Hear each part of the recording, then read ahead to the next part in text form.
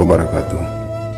Diammu, sunyimu, sepimu membuat hamba tersadar bahwa itulah dirimu. Engkau berada jauh di balik kesunyian, engkau berada jauh di balik kebisuan. Ya Allah, hamba ingin menempuh dan meraih semuanya itu. Tuntunlah hamba, berikanlah rahmat dan hidayahmu melalui pengantara bisikan kalamu, agar hamba dapat tergerak dan terdorong hati hamba untuk melantunkan namamu di malam yang indah. Namamu yang begitu indah, namamu yang begitu indah. Ketika hamba menyebutnya, berzikir dengan menyebut berulang-ulang, hanya dengan namamu hamba dapat fana dan tenggelam melalui pengantara cahaya dan tuntunan, melalui sifat kalamu, melalui sifat jahir. Nur Muhammad, Nur Muhammad. Seorang hamba duduk merenungi diri, merenungi nasibnya, merenungi kehidupannya, merenungi kebaikannya, dan merenungi keburukannya. Dari semasa ia dilahirkan sampai saat ini, mensyukuri nikmat yang telah engkau berikan kepadanya. Sungguh mulia hamba itu, sungguh mulia hamba itu, berada jauh di sudut malam, sehingga engkau menyelimutinya. Ya, engkau Maha Penuntun bagi hambamu yang telah engkau kasihi dan engkau cintai. Engkau telah memberi jalan kepadanya, sehingga ia dapat merenungi diri, agar ia dapat dekat kepadamu. Ya, jadikanlah hamba sebagaimana hamba-hambamu yang telah engkau muliakan. Hamba tiada berdaya tanpa izin dan kehendakmu, ya Rabb. Maka berilah hamba kekuatan, ya Rabb, dan dorongan agar hamba mampu menerobos semua dinding hijab ini, ya Rabb, yang selalu menghalangi perjalanan jiwa hamba menuju kehadiratmu, ya Rabb. Sesungguhnya hamba tidak luput dari khilaf dan kekeliruan ini, ya Allah. Maka ampunilah hamba. Ketika para salib mengamalkan zikir nafas dengan memasukkan hu ke dalam diri dan mengeluarkan Allah, ada juga melakukan zikir tersebut dengan berlawanan arah, yaitu mengeluarkan hu dan memasukkan Allah ke dalam diri. Dan bagaimanakah posisi jasad kita ketika hu yang ditenggelamkan ke dalam diri bersama hu yang telah dikeluarkan? Rahasia ini adalah menjadi pegangan ketika hu dimasukkan ke dalam tubuh bersamaan dengan daya nafas yang masuk ke dalam diri, yaitu dengan hu yang keluar atau dihembuskan bersamaan dengan kendaraan nafas tersebut. Inilah menjadi perbincangan hebat bagi para salib. Ada yang menafikan hu-nya dan ada juga yang mengisbatkan hu tersebut. Ketahuilah wahai diri, ketika engkau telah menenggelamkan hu ke dalam diri sampai pada negeri rasamu, sampai pada hatimu, justru berbeda jasadmu ketika engkau telah mengeluarkan hu tersebut, yaitu perbedaannya adalah jasadmu akan menjadi ringan seperti kapas. Tetapi begitupun juga dengan sebaliknya, jasadmu akan menjadi berat. Dan ada metode ataukah caranya untuk engkau membuktikannya. Ketika engkau menafikan dengan engkau mengisbatkan hu tersebut, untuk membuktikannya ada jalan dan ada caranya, sehingga engkau dapat mengetahuinya.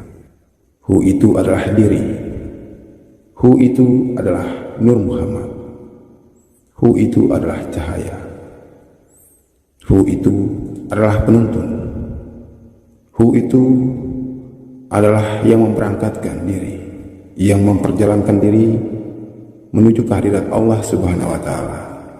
Hu adalah rahasia, hu adalah ilmu yang dirahasiakan oleh para salib.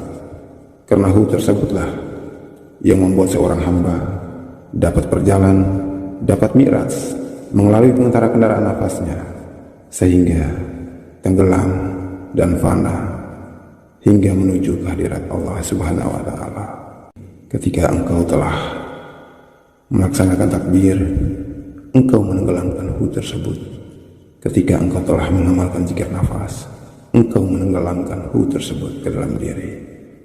Karena Hu tersebut mampu membuat diri mereka fana, mampu membuat mereka tenggelam ke dalam rasa, mampu mematikan pikiran mereka, mampu mematikan akal mereka, sehingga mereka dapat tertuntun menuju ke alam rasa, ke negeri rasa. Ketika Hu yang berangkat dari luar menuju ke dalam diri, satukanlah dan menyatulah dengan nafas tersebut, sehingga diri kita tenggelam dan larut ke dalam negeri cahaya, yaitu negeri Nur Muhammad. Itulah rahasia di balik makna Hu. Perbedaannya adalah ketika kita mengeluarkannya, maka jasad ini akan terasa berat, akan menjadi berat. Nah, sehingga biasa dikatakan ada dua marifat perjalanan jiwa ini, yaitu marifatnya Zat Allah dan marifat Nur Muhammad, yaitu mengenai Hu yang dinafikan dan yang diisbatkan. Insya Allah ada yang sudah mengamalkannya, tetapi mereka masih bingung untuk meletakkan posisi Hu tersebut di dalam tubuh ini, di dalam diri ini. Ada yang belum mengetahui letak Hu pada posisi tubuh ini, dan belum bisa mereka menempatkannya. Semuanya ini butuhlah bimbingan, butuh orang yang sudah berpengalaman untuk menjelaskan dan menuntun, sehingga perjalanan jiwa kita betul-betul tertuntun dan terarah. Ketika Hu telah sempurna, kita amalkan. Ketika Hu telah sempurna, kita ibadahkan. Ketika Hu telah sempurna, kita tenggelamkan. Ketika Hu telah sempurna, kita keluarkan, kita nafikan, kita isbatkan. Maka disitulah kita akan mengetahui rahasia ilmu daripada Hu tersebut, rahasia daripada syahadat, rahasia daripada penyaksian, rahasia daripada menyaksikan diri sebenar diri, menyaksikan diri yang sesungguhnya. Hilanglah, binasalah diri ini, yang ada hanyalah Allah Subhanahu wa Ta'ala. Insya Allah perjalanan diri, perjalanan jiwa menuju kehadirat Allah Subhanahu wa Ta'ala membutuhkan kesabaran, membutuhkan perjuangan, membutuhkan pengorbanan kita, baik secara zahir maupun batin. Ketika kita ingin bermakrifat, mendekatkan diri sehingga kita fana, kemudian kita masih banyak menganalisa, mengkalkulasi, maka janganlah engkau mengharapkan jika engkau akan fana, engkau akan tenggelam ke dalam diri, bahkan sampai bermakrifat. Perjalanan ini membutuhkan pengorbanan, keikhlasan, ikhlas segalanya. Engkau mengikhlaskan hartamu, engkau mengikhlaskan keluargamu, engkau mengikhlaskan dirimu sendiri, dan engkau mengikhlaskan nyawamu. Ketika Allah ingin mencabutnya, maka engkau tidak akan pernah menjerit kesusahan, merasa terbebani, merasa kekurangan. Tetapi ketika Allah telah mengambilnya, hatimu tetap terasa tenang, hatimu tetap terasa nyaman. Berarti rasamu telah hidup, rasamu telah bercahaya, rasamu telah tertuntun, sehingga af'almu, zahirmu tidak berjalan di jalan kesesatan, tidak mengekspresikan kekecewaan ketika engkau mengalami kesusahan. Semakin engkau menyia-nyiakan waktumu, semakin jauh pula dan semakin tebal pula syahwat bumimu, semakin jauh pula jarak antara zahirmu dan jiwamu. Kita masih banyak membutuhkan zikir untuk menempah diri, untuk membersihkan diri dengan berbagai macam amalan zahir, dengan berbagai macam amalan qalbi, dan dengan berbagai macam amalan nafas yang harus kita amalkan, yang harus kita kerjakan, sehingga jasad kita, sehingga tubuh kita, sehingga jiwa kita bersinar dan bercahaya, sehingga jiwa dapat tertuntun menuju cahaya, menuju Nur Muhammad. Insya Allah, amin ya rabbal alamin. Itulah dua perbedaan tentang rahasia Hu yang dinafikan dan yang diisbatkan. Ada yang mengamalkan dengan menafikan Hu tersebut, ada yang mengamalkan dengan mengisbatkan Hu tersebut. Semua amalan yang engkau lakukan itu adalah benar, tetapi ada perbedaan pada jasadmu. Insya Allah, ya Allah, Engkaulah Maha Pengasih, Engkaulah Maha Penyayang, Engkaulah Maha Pemberi jalan untuk menuju kehadirat-Mu ya. Ya Allah, hamba tidak bosan-bosannya untuk selalu meminta dan memohon kepadamu. Engkaulah yang pantas untuk hamba memohon, bersujud, menyembah dan mengagungkan, memuji kebesaran-Mu ya Rabb, karena Engkau Maha segalanya. Engkau Maha segalanya. Ya Allah, Engkau memang pantas dipuji dan dipuja. Engkau memang pantas diagungkan. Engkau memang pantas diindahkan ya Allah. Ampunilah segala dosa dan kesalahan hamba. Ampunilah segala dosa dan kesalahan kedua orang tua hamba. Ampunilah segala dosa dan kesalahan seluruh keluarga hamba. Dan berikanlah cahaya bimbingan pada akal kami, pada hati kami, pada rasa kami, sehingga kami selalu mengingat-Mu, sehingga kami selalu ingin mendekatkan diri kepadamu, sehingga hati ini selalu tergetar, sehingga rasa ini selalu bergejolak dan berkecamuk untuk selalu mendekatkan diri kepadamu ya Allah, agar kami dapat menuju dan mencapai puncak ketakwaan. Insya Allah, amin ya rabbal alamin. Karena khususnya kita berzikir, sehingga kita dapat fana, dapat tenggelam dan sampai ke lautan rasa, sehingga Allah Subhanahu wa Ta'ala membuktikan kebesarannya dengan perjalanan jiwa tersebut. Ketika kita telah mengalaminya, tidak boleh kita menyimpan rasa takut ataukah berpikir yang aneh-aneh, maka perjalanan itu akan terhenti. Ketika engkau merasakannya, maka teruslah engkau berzikir, maka semakin khusyuklah engkau berzikir, sehingga perjalanan itu tetap terus berlanjut sampai kehadirat Allah Subhanahu wa Ta'ala.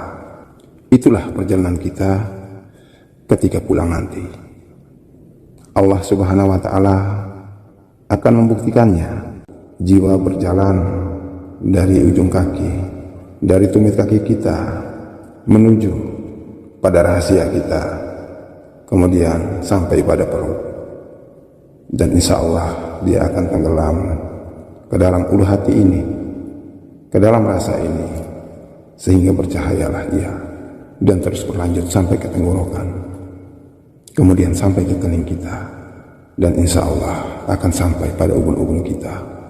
Ketika telah sampai pada ubun-ubun kita, jika Allah Subhanahu wa Ta'ala meridhoi dan mengizinkan agar kita dapat tenggelam dan masuk ke alamnya, maka kita akan mengalami kematian, mati benaran, mati yang sesungguhnya, dan menyaksikan Allah Subhanahu wa Ta'ala. Tetapi jika Allah Subhanahu wa Ta'ala tidak mengizinkannya, maka kita akan kembali pulang. Kita akan kembali turun ke bumi. Getarkanlah rasa ini, getarkanlah selalu rasa ini, getarkanlah ya, getarkanlah. Engkaulah yang menggetarkan rasa ini, sehingga rasa ini begitu sangat mencintaimu, begitu sangat merindukanmu, begitu sangat ingin dekat selalu kepadamu ya Rabb. Ingin selalu melantunkan namamu di 2/3 malam ya Rabb, mengagungkan, memuji dan memuja kebesaranmu ya Rabb. Begitu indahnya Engkau menciptakan makhluk ini dengan begitu sangat sempurna. Tumbuhan, semua pepohonan berzikir dengan caranya sendiri. Mereka berzikir, memuji dan mengagungkan namamu. Begitupun dengan angin, mereka berzikir dengan cara mereka sendiri. Begitupun dengan binatang dan tumbuh-tumbuhan lainnya, ikan di lautan, semua makhluk yang Engkau ciptakan, dan mereka semua memuji dan mengagungkanmu dengan cara mereka sendiri. Begitu indah ya Allah ketika Engkau membuka tabir, kemudian kami menyaksikannya ya Rabb. Ternyata kehidupan ini Engkau jadikan semata-mata hanya untuk memujimu, hanya untuk memujamu dan mengagungkanmu ya Rabb. Ya Allah, ya Rahman, ya Rahim. Ketika jiwamu telah tenggelam ke negeri rasa, teruslah engkau berjalan. Semakin engkau berjalan, semakin panjang pula perjalananmu itu, semakin jauh pula perjalanan yang engkau tempuh tiada habis-habisnya. Semakin engkau tenggelam ke dalam diri, maka semakin pula engkau fana. perlahan-lahan engkau fana. Dengan awal mula engkau mendengarkan bunyi dan getaran di luar ini sangat besar. Kemudian dia mengecil. Lalu bunyi itu pun hilang. Kembali masuk ke dalam dirimu. Kembali masuk ke dalam dirimu melalui telinga. Tenggelam ke dalam diri. Lenyap dunia ke dalam diri ini. Begitulah perjalanannya. Maka di situ pun engkau masih mengalami fana. Fana yang sudah berada jiwamu pada ubun-ubun kepalamu. Teruslah engkau pasrahkan total tubuhmu, hatimu, nyawamu kehadirat Allah Subhanahu wa ta'ala. Sehingga Allah mengizinkanmu untuk masuk, melebur, menyatu dengannya. Maka engkau telah siap apapun yang terjadi. Perhatikanlah indera jahir ini sebelum kita melaksanakan perjalanan tersebut. Karena begitu sangat pentingnya. Bersihkan dulu diri jahirmu, yaitu dengan cara beristinja, agar engkau dapat suci, agar engkau dapat bersih tubuhmu. Engkau akan menghadap Sang Yang Maha Suci, yang menciptakan dirimu, maka tubuhmu sucikanlah terlebih dahulu. Dan hendaklah engkau selalu mengagungkan namanya, engkau selalu memuliakan namanya dalam kolbimu. Begitu indahnya engkau melakukan sholat di dalam hatimu, yang tanpa diketahui oleh orang-orang, yang tanpa diketahui oleh seluruh makhluk ciptaan Allah Subhanahu wa ta'ala, kecuali hanya Allah Subhanahu wa ta'ala yang mengetahuinya. Itulah sholat yang sesungguhnya di negeri rasamu, di negeri Nur Muhammadmu. Begitu indahnya, begitu mesrahnya dirimu, jiwamu, rasamu dengan Allah Subhanahu wa ta'ala. Ketika engkau melaksanakan sholat wajib, misalkan seperti engkau melaksanakan sholat maghrib, maka sebelum engkau melaksanakan sholat maghrib tersebut, jagalah kedua lubang hidungmu dan satu lubang mulutmu. Jumlah rakaat sholat yang ada pada tubuhmu, itulah 3 rakaat sholat maghrib yang ada pada tubuhmu, yang harus engkau jaga.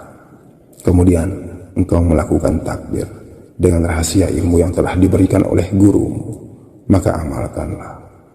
Dan setelah engkau melepaskan sholat maghrib tersebut, maka jagalah jumlah rakaat sholat yang ada pada tubuhmu, yaitu kedua lubang hidungmu dan mulutmu. Jagalah dari aroma, jagalah dari hirupan udara-udara yang busuk, udara-udara yang kotor. Lindungilah nafasmu itu dengan zikirmu, dengan zikrullah, dengan zikir nafas. Kemudian jagalah mulutmu dari pembicaraan yang tidak baik, pembicaraan yang penuh dengan kemaksiatan. Jagalah sehingga jumlah rakaat sholat yang ada pada dirimu, yang ada pada tubuhmu, betul-betul sempurna. Sholat yang telah engkau kerjakan secara jahir, sholat wajib, sholat fardu tersebut begitu sangat sempurna secara jahir dan batin. Karena jahirnya engkau melaksanakan dengan gerakan, engkau melaksanakan dengan berdiri takbir sampai salam. Kemudian secara hakikatnya engkau telah menjaga rakaat sholat pada tubuh. Begitupun juga dengan sholat wajib seperti isya, subuh, zuhur, asar, dan maghrib. Insya Allah sungguh indah ketika kita mengetahui jalannya.